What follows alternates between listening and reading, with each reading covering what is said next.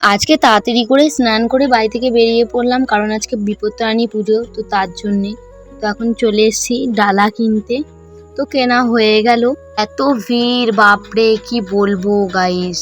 লাইনে দাঁড়িয়ে এই বাচ্চাটা আমাদের দিকে তাকাচ্ছিল, তাই একটু ভিডিও করে নিলাম।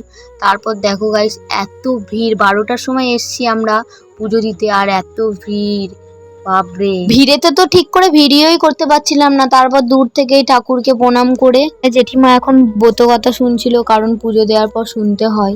তারপর ওখান থেকে এসে একটু ধূপ ধরালাম, তো ঠাকুরকে এখন দিয়ে দিচ্ছি। আর যা ভিড় কি বলবো।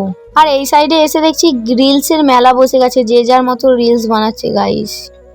এতে দাঁড়িয়ে আমরা কটা ফটো তুলে নিলাম। তারপর ওখান থেকে যাব এখন বাড়ি। তো মন্দিরটা দূর থেকে কত সুন্দর লাগছে। তারপর মন্দির থেকে বেরিয়ে একটা পালক কিনে নিলাম, ঘরে রাখবো তো তার জন্যে। আর এইদিকে দেখো এগুলো কত সুন্দর লাগছে দেখতে। এখানে একটু ছোটখাটো মেলা বসেছে। তারপর জেঠিমা বললো ডুরি নেবো, তো তার জন্য ডুরি নিয়ে এখন বাড়ি যাচ্ছি। তো ভিডিওটা এখানেই শেষ করছি। ভালো লাগলে লাইক করুন, শেয়ার অ্যান্ড সাবস্ক্রাইব।